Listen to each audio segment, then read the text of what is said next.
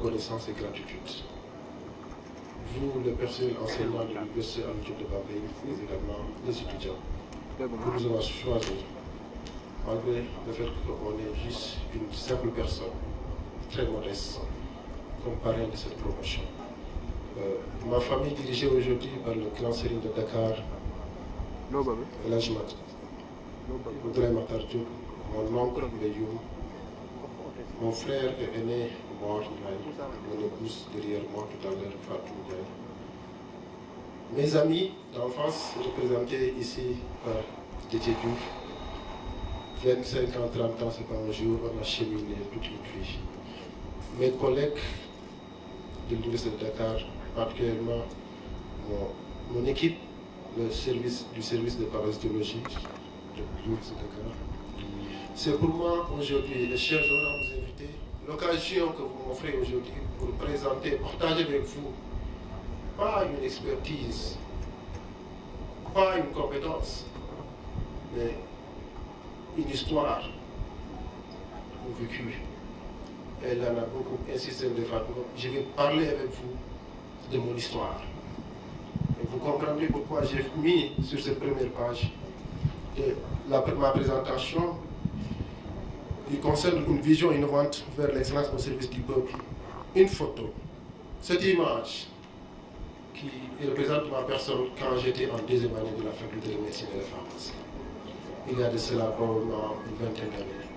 Juste pour dire que, étant un pur produit de l'Université de Dakar, et aujourd'hui comme demain les produits de l'Université du Sénégal, on peut aider son pays et faire partie de ceux qui font bouger les choses. Je suis loin d'être l'homme le plus intelligent du pays, et le moins intelligent. Mais elle a insisté sur une chose qui me semble très capitale. Mon épouse est là, elle ne me laissera pas dire des événements. Je ne connais que le travail. Et c'est sur ça que je veux dire. Mon personnel, il est là, ces gens ne me laisseront pas raconter des histoires. Je ne me repose que pour dormir. Et c'est sur ça que je vais axer mon intervention. La chose la plus importante aujourd'hui qu'on a fini de faire de vous, de grands spécialistes ou des personnes qui ont été bien formées, dans un pays exemplaire en termes d'éducation, en matière d'éducation qu'est le Sénégal, la seule chose sur laquelle je vais beaucoup insister est que vous comprenez qu'à partir de maintenant, ce qui pèse sur vos épaules est très lourd. Et tout ceci reposera essentiellement sur un travail quotidien, un travail sûr qui permettra demain de régler un problème majeur. Et je n'ai pas l'habitude de parler politique. Mais l'exemple qu'on a en train de suivre aujourd'hui depuis avec l'événement du président américain nouveau, et hier ce qui s'est passé à Paris, en France, avec les élections, prouve que nous avons aujourd'hui l'opportunité de prendre notre destin en main. On n'a pas le choix. Et la seule chose pour cela, le Sénégal nous a donné ce qu'il pouvait faire, ce qu'il pouvait nous donner. C'est quoi? C'est l'éducation. Et j'insiste beaucoup là-dessus. Je vais y revenir tout à l'heure dans ma présentation. Parce que uniquement, je connais exactement ce qui se passe dans les pays occidentaux, essentiellement aux États-Unis. Au Sénégal, l'enseignement essentiellement est gratuit. Et on a même une bourse, on est logé. Aujourd'hui, personnellement, monsieur le ministre, j'ai une tête pour le Sénégal. Et c'est l'engagement d'abord que j'ai par rapport à ça. Parce qu'aux États-Unis, si vous finissez votre travail, vous avez une dette d'à peu près 150 millions de francs CFA à payer. Parce que l'enseignement, l'éducation n'est pas gratuit. Aujourd'hui, moi, certes, je me suis dit que l'État ne m'a pas mis sur ma table cette facture. Mais je dois à l'État sénégalais de faire quelque chose pour bouger les choses. Et c'est ce qu'on attend de vous. On n'attendra jamais que demain qu'on vous dise, que vous allez voir le président ou le ministre. Il est là, c'est la première fois que je m'assois à ses côtés. Mais c'est une personne pour qui j'ai beaucoup d'estime par rapport à ce qu'il fait pour l'éducation. L'État a fait de nous ce que nous sommes aujourd'hui. On va voir tout à l'heure que pour développer le Sénégal, pour développer l'Afrique, c'est à nous maintenant d'avoir cet esprit créatif et d'aller chercher ces moyens. Et je vais vous dire comment et pourquoi on cherche ces moyens. Vous avez fini d'étudier. Vous aurez aujourd'hui votre diplôme pour beaucoup d'entre vous. Et vous êtes parmi les meilleurs, c'est la journée de l'excellence. Il faut d'abord prouver aux yeux du monde que vous êtes à votre niveau. Cela veut dire quoi? Ce n'est pas de taper à nos différentes portes pour se dire qu'il me faut 1 million, il me faut 100 millions pour travailler. Allez convaincre le monde, commençant par votre quartier. Si vous pouvez faire quelque chose dans le quartier dans lequel vous vivez, dans la région, et vous avez la possibilité de le faire, parce qu'on a fait de vous des spécialistes, que ce soit en santé communautaire, que ce soit quels que soient les secteurs, vous avez quelque chose à moyen. Et c'est ce que j'étais allé faire pour la première fois aux États-Unis, où j'ai essayé de rencontrer d'abord, quand j'ai eu l'occasion d'aller pour la première fois aux États-Unis à l'université de Harvard, et je me rappelle que quand j'allais aux États-Unis, j'ai fait 4 mois, c'était juste pour faire un stage de maths, c'est même pas un master, c'était un stage de 4 mois. Quand je devais finir et rentrer, j'ai appelé mon épouse pour dire que je rentre. Et la première chose, pas elle, les gens lui ont dit, est-ce que moi je suis saint d'esprit? Et elle est là, hein. J'ai fait 4 mois aux États-Unis et je revenais au Sénégal pour chômer. J'ai déjà eu mon doctorat, mon titre d'ancienneté. Je n'avais aucun poste universitaire à Dakar.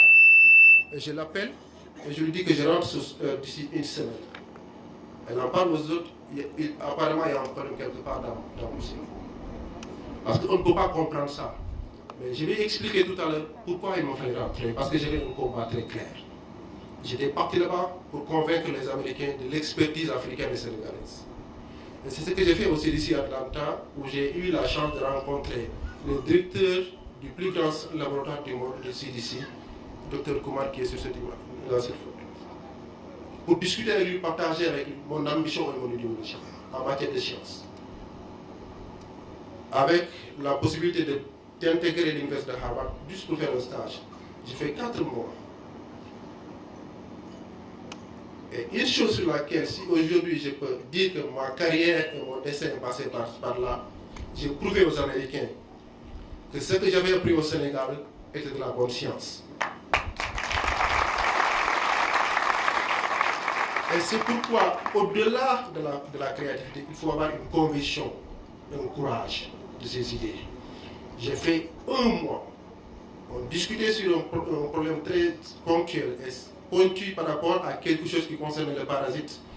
Ils avaient appris, eux, à l'université de Harvard, de la première à la 6e année. Et je vais leur dire que moi, ce que j'avais appris à Dakar, j'en étais convaincu, c'est que ce qu'ils ont appris par rapport aux parasites, ce n'était pas ça. Et je leur dis que parce que j'ai vécu ça, ce que vous dites, c'est de la théorie. Moi, je l'ai vécu et je l'ai appris à l'université de Dakar. Et le doyen de la faculté de médecine de Harvard, le professeur Dagos, qui est aujourd'hui une des personnes qui essaie de tout faire pour que mon combat continue, m'appelle dans son bureau et me dit que tu prépares tes bagages. Je dis pourquoi? Je veux juste savoir la raison. Il me dit que parce qu'il a osé défier l'université de Harvard et dire que ce que nous apprenons, ce que vous avez appris à Dakar, au Sénégal, est plus clair que ce que nous apprenons. J'ai dit, oui, c'est moi qui le dis.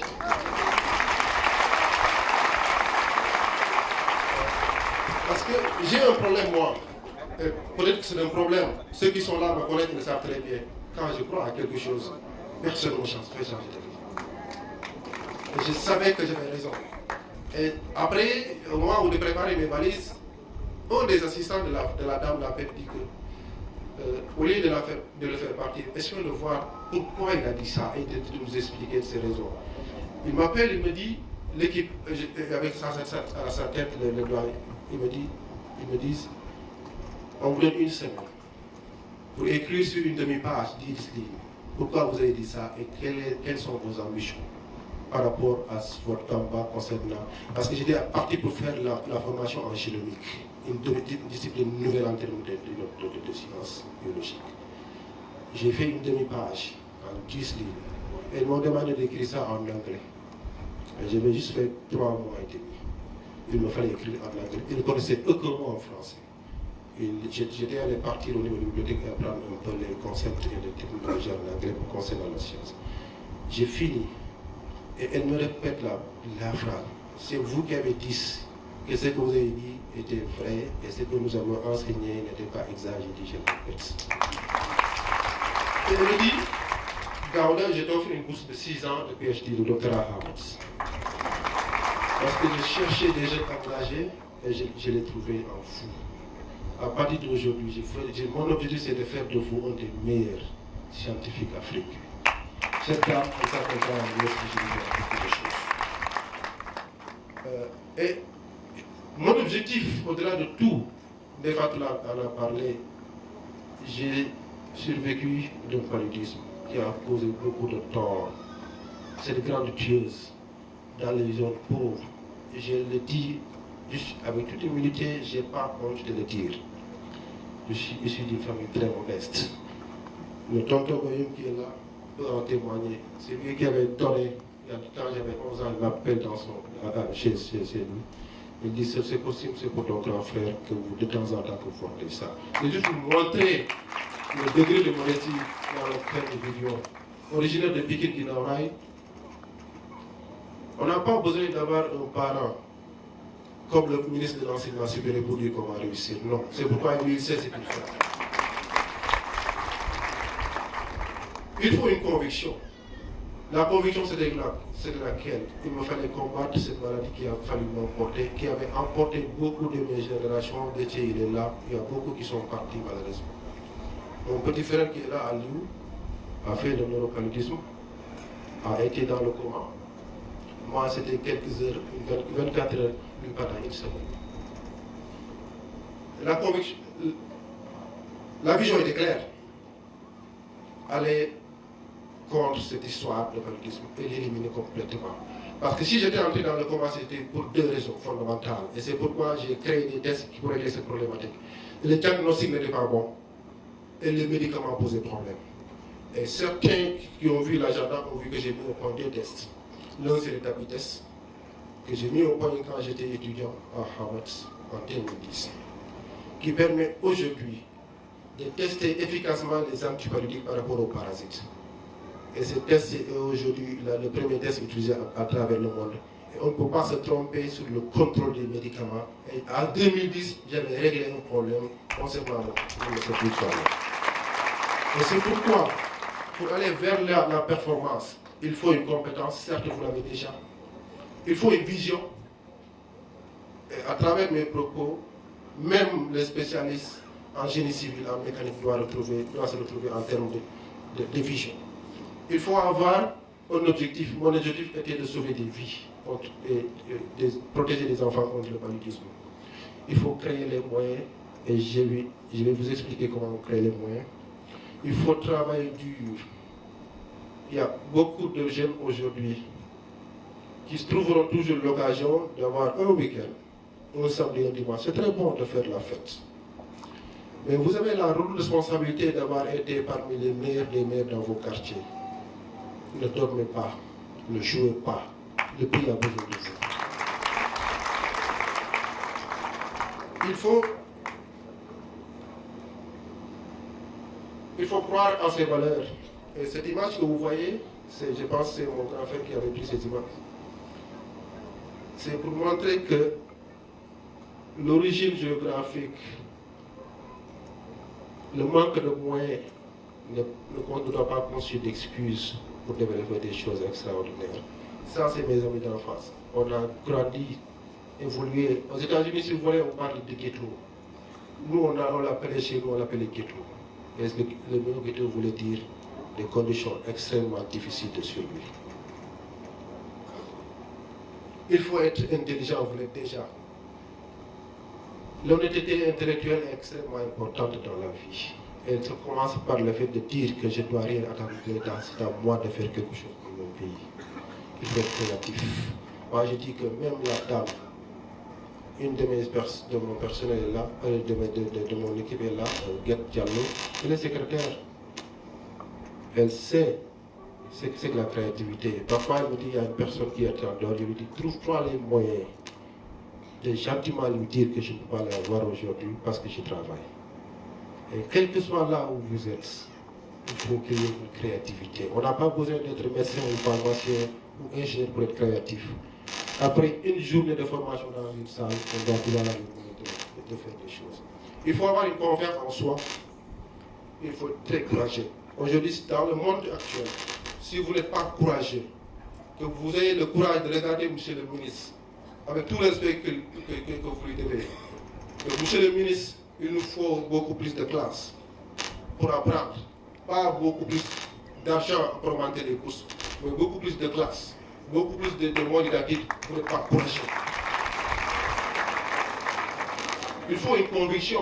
Et l'exemple de Michael Jordan en basket, j'aime bien le Jordan parce que j'ai beaucoup suivi les NBA aux États-Unis. Il disait, pour lui, le fait de répéter une chose fait partie d'une conviction. Quand on est sûr de ce que l'on fait, n'ayez pas peur de répéter et de reprendre tous les jours. Il faut un engagement. Et mon engagement, je l'ai dit, c'est pour qu'aujourd'hui, aucun enfant ne meure du paludisme à travers le monde. Parce que jusqu'à présent, chaque minute, une personne meurt du paludisme et la plupart de ces personnes proviennent de l'Afrique au sud du Sahara. Le Sénégal n'est pas épargné. En 2016, on a eu pratiquement plus de 300 morts liés au paludisme, 400 000 cas de morbidité. Le paludisme est toujours un problème de santé. Je ne dis pas dire santé publique majeure, mais c'est toujours un problème de santé publique dans nos structures sanitaires. La vision est qu'aujourd'hui, pourquoi également lutter contre le paludisme doit être quelque chose qu'on doit porter à tous les niveaux, c'est que d'ici 2030, c'est le directeur général OMS, pas lui qui le dit, c'est pas moi. Il dit que d'ici 2030, il nous faudra 8 milliards de dollars pour lutter contre le paludisme. Cet argent pourrait servir, utiliser pour développer toute l'Afrique.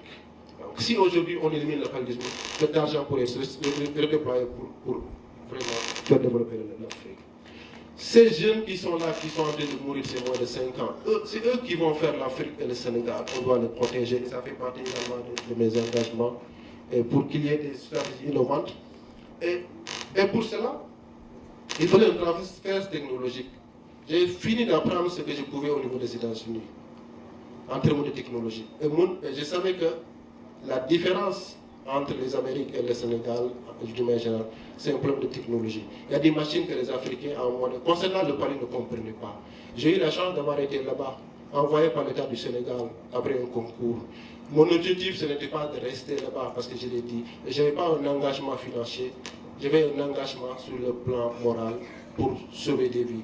Et comment faire, c'était mon premier objectif, pour transférer cette technologie des États-Unis au niveau des structures les plus développées, notamment au niveau des structures hospitalières. Ça, c'était un objectif que j'ai pu avoir avec l'aide des Américains et prouver qu'on pouvait faire des choses en Afrique dans les restant africains. Et le deuxième objectif, c'était au-delà des structures, essayer de développer quelque chose, une machinerie. Parce que je n'ai jamais oublié que mon combat premier était de lutter contre le paludisme et d'abord le problème du diagnostic. Comment développer une technologie qu'on pouvait transférer au niveau des cases de santé quelque part ici ou à Fongolemi et avoir un résultat aussi performant que ceux qui sont aussi d'ici à Atlanta, de Boston. Et c'était ça mon objectif. Et le premier objectif a été atteint parce que j'ai pu mettre en place cette technologie à Dakar. L'autre, c'était comment déployer cette technique de Dakar, des structures sanitaires au niveau des cases de santé. Parce que la plupart des personnes qui souffrent de paludisme ne sont pas prises en charge au niveau des hôpitaux, au niveau national, mais c'est au niveau des cases de santé et des postes de santé. Et malheureusement, les tests que nous avions ne détectaient que 90% des cas. Et c'était ça la réalité. Il fallait développer quelque chose qui permettrait de traquer n'importe quel parasite, avec n'importe quel parasitemie en temps réel. Et c'est comme ça que je me suis posé la question, comment faire. Et pour cela, j'ai pu discuter en tant que conseiller technique de l'Organisation mondiale de la santé. Avoir au moins le cutus d'être un expert reconnu à travers le monde pour le développement de technologies, ce que j'ai pu avoir. J'ai pu faire le tour du monde pour la recherche de moyens. J'ai fait beaucoup de conférences. C'était pour prouver aux yeux du monde que ma vision était claire. Il me fallait de l'argent pour retourner en Afrique et faire des choses importantes pour cette communauté. Tout en faisant que cet argent n'allait pas servir à ma modeste personne, mais pour la science. Et si aujourd'hui, un des facteurs qui peut vous poser des problèmes, vous les jeunes, c'est de vouloir avoir de l'argent rapidement pour une maison, une femme, un véhicule, vous passez à côté de votre objectif. L'argent viendra.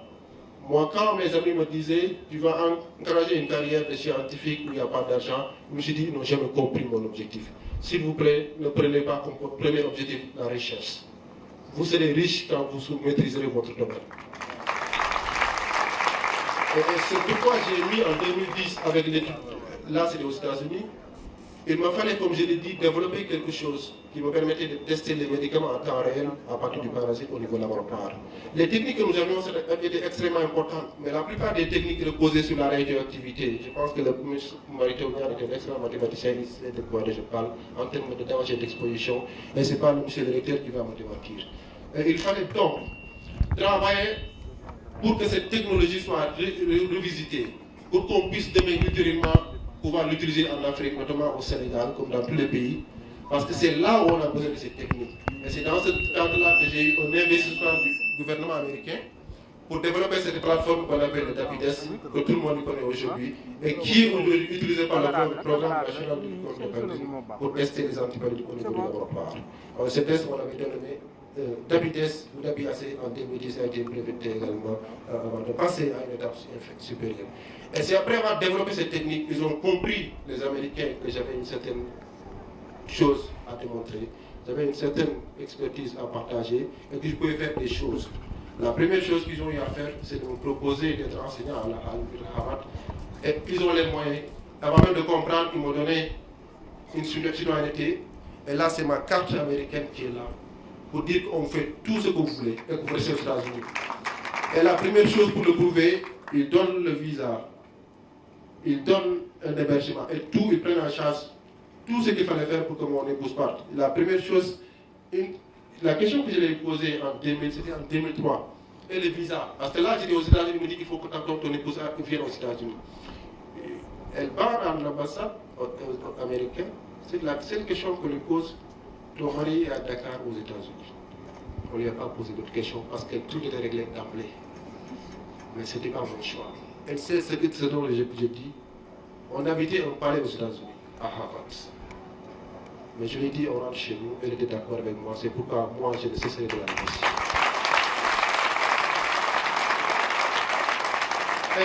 Grâce à ces volontés, aujourd'hui, monsieur le ministre, monsieur le vice-président de l'Assemblée nationale, j'ai avec moi, grâce à l'engagement d'une équipe qui est présente ici, une vingtaine de partenaires qui m'accompagnent. Financiers.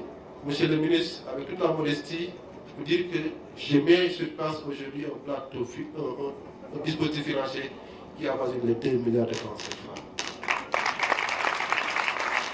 Ma chargée des finances est là, elle ne me démentira pas. Et tout cela, ce n'est pas pour des poches, c'était pour recruter des jeunes chercheurs. J'ai une trentaine d'experts qui sont là, qui sont de mon équipe.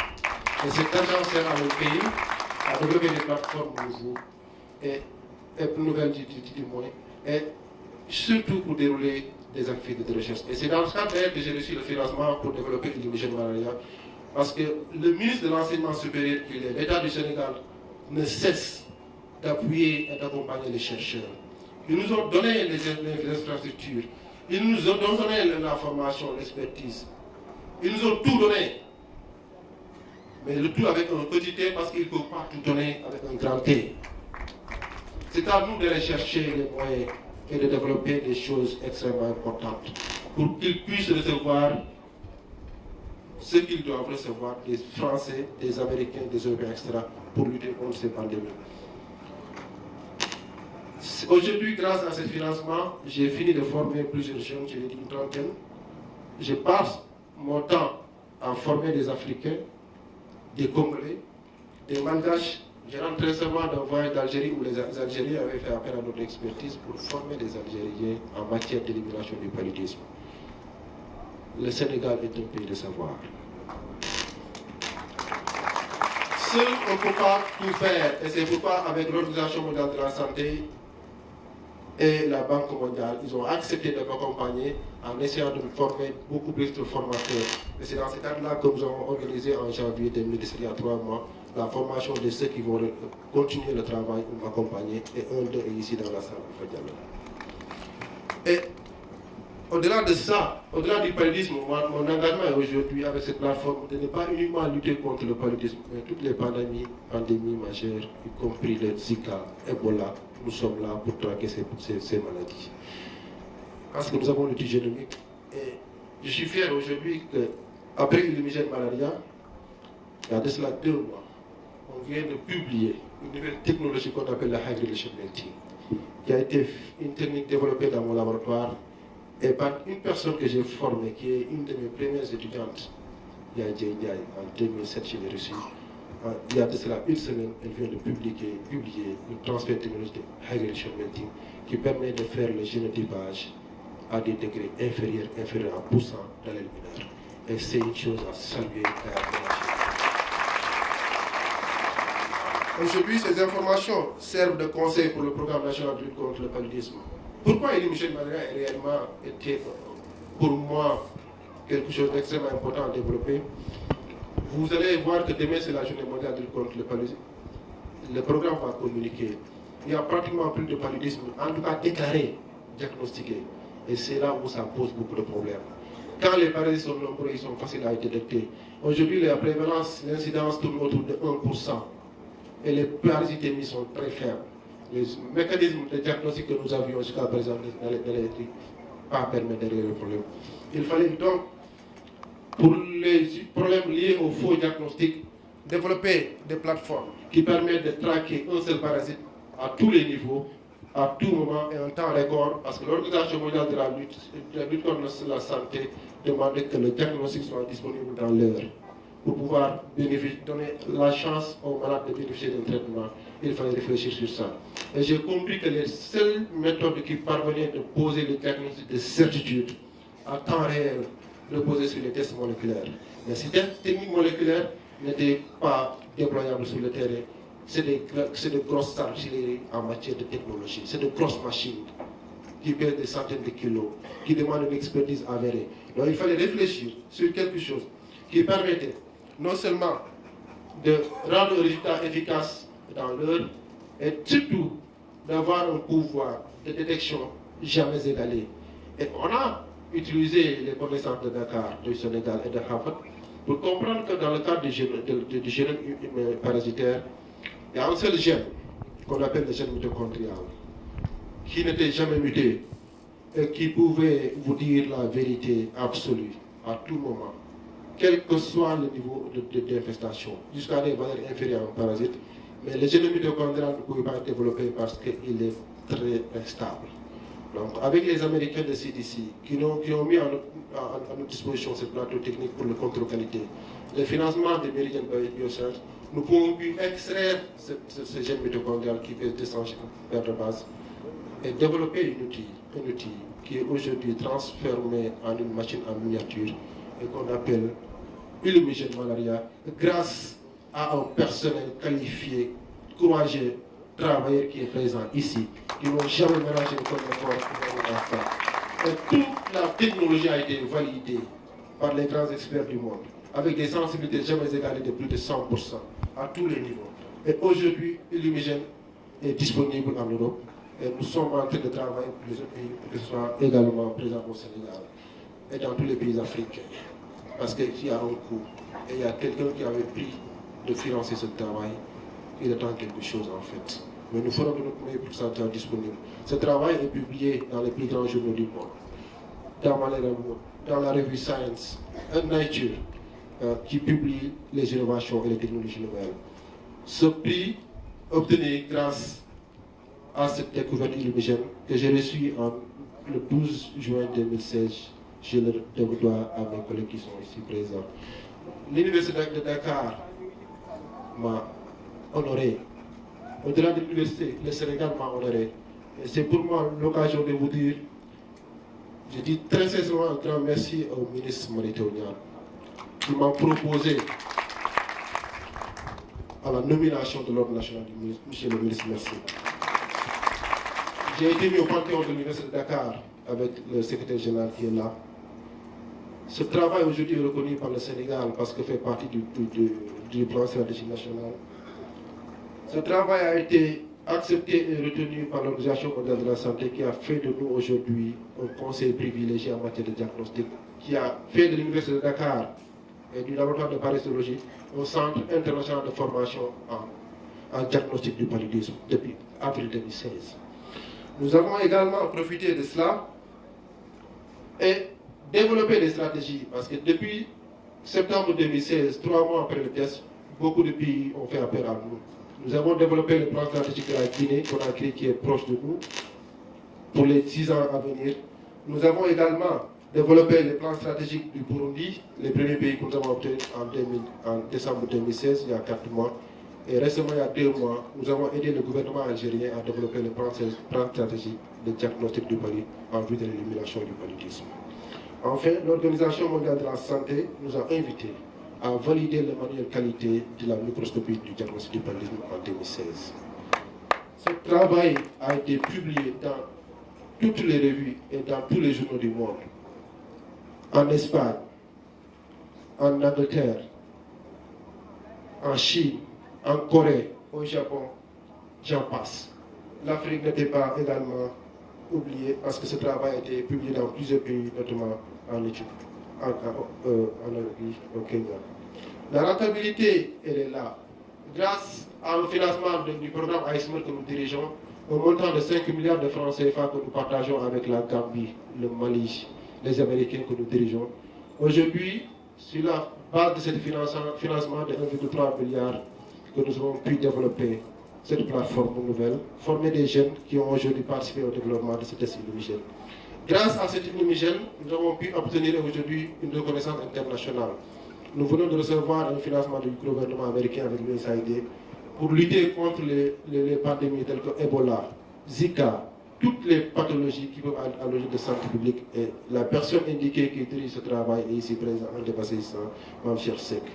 Même chose également, on a aussi un financement, et c'est là également l'occasion de dire à M. le ministre Mary Teuw Niane, cher maître, on a besoin aussi d'accompagnement. Nous avons eu l'accord de M. le recteur de Dakar et des bailleurs pour construire également une des plus grandes plateformes de recherche à l'Université Cheikh Anta Diop de travail, et les travaux ont démarré. Le H3 Africa également vient d'être octroyé, et tout cela a permis de former des jeunes que vous voyez ici, Sénégalais de l'Université de Dakar, mais également des Congolais, des Nigériens, et surtout de déployer des stratégies de lutte contre le paludisme. Le travail que nous avons fini de faire a prouvé au Sénégal que le paludisme est en train de reculer. Et aujourd'hui, l'un des objectifs du programme est d'éliminer le paludisme. Et il nous faut comprendre ce mécanisme d'échappement du parasite, comprendre la virulence, les résistances aux vecteurs, aux antipaludiques, pour qu'éventuellement demain qu'on puisse proposer quelque chose. Et c'est dans le cadre-là que nous avons publié beaucoup de travaux, y compris la résistance aux insecticides et aux antipaludiques. Nous venons de publier un travail, il y a de cela quelques mois, pour prouver que les antipaludiques que nous avons au Sénégal, en Gambie, au Mali, en Afrique de l'Est sont efficaces grâce au centre AISMER et publié récemment.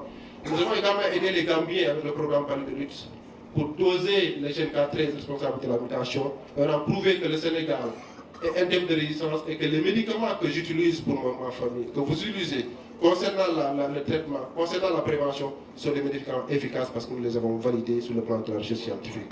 Nous venons également de confirmer au Sénégal que les stratégies que nous sommes en train de développer sont exactes parce que les stratégies sont axées contre Plasmodium falciparum. Et par génétique, nous avons prouvé qu'il y a 3 espèces qui circulent au Sénégal. Falciparum, ovale et malaria, parce qu'il n'y a pas de Vivax. Parce qu'un des chercheurs en Afrique sénégalais avait montré qu'il y avait Vivax au Sénégal. Ça allait changer toutes les donnes concernant la stratégie de contrôle et de lutte.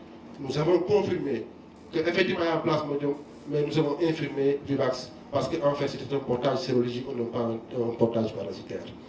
Aujourd'hui, avec le programme du ministère de la Santé, nous aidons le programme en dehors de notre capacité de lutte contre le paludisme à traquer des virus, et nous venons de publier il y a une semaine un travail sur Zika qui montre que Zika n'était pas absent du Sénégal, mais le virus que nous avons eu il y a de cela quelques années est un virus non virulent et qui ne posait éventuellement pas de problème. Et cela a permis de rassurer la population et le ministère de la Santé. Ces travaux ont été publiés dans toutes les revues du monde en matière de sciences. Et si un travail a pu avoir été déroulé convenablement, c'est parce que j'ai été encadré par une famille. Une famille qui est dirigée aujourd'hui par le grand Serigne de Dakar. Abdoulaye Makhtar Diop, mon tonton Beyoum, mon grand frère qui est présent ici, moi, qui représente toute la famille, ma maman qui est au milieu de cette photo. Comme disent les Wolofs, le monde là. Une équipe exceptionnelle de jeunes. C'est avec fierté que j'ai dit que j'ai une équipe jeune. Le moyen d'âge de mon équipe, c'est 25 ans. Ça veut dire que vous, votre moyen d'âge, c'est 25 ans. Ils sont en train de faire des choses grandioses. Et vous faites des choses grandioses, mais qu'ensemble, vous allez pouvoir aider le Sénégal pour résoudre nos problèmes de santé publique et de prendre le développement. J'insisterai sur une personne qui, tous ces projets dont je parle, avec son âge, en train de les manager, elle est là, elle s'appelle Tabasouma. Et je veux qu'on la remercie. Mon épouse, le téléphone en a parlé, parfois j'ai pitié d'elle. Je me couche à 1h du matin pour me lever à 5h du matin. Je connais que mon boulot. Et à la maison, je suis devant mon ordinateur. Mes enfants, mon fils de 7 ans connaît le brassard rouge. Pour me demander de laisser l'ordinateur pour 30 secondes ou 15 minutes, et mettre le brassard rouge. Donc c'est pour moi l'occasion de leur dire merci beaucoup. Parfois j'ai pitié d'eux, mais je n'ai pas le choix, je leur dis ça très souvent, je n'ai pas le choix. Ce qui pèse aujourd'hui sur nos épaules sont extrêmement lourds. On n'a pas le droit. Et on a la possibilité d'aller loin. Il faut que certaines personnes se sacrifient pour les autres. Ils ont préféré se sacrifier pour les autres et je leur dis merci. Je remercie tous ceux qui étaient là aujourd'hui, la liste est et je dirais bravo au Sénégal. Nous avons les ressources humaines qu'il nous faut pour aller vers l'émergence, tel que le veut le président de la République, Macky Sall. Je vous remercie.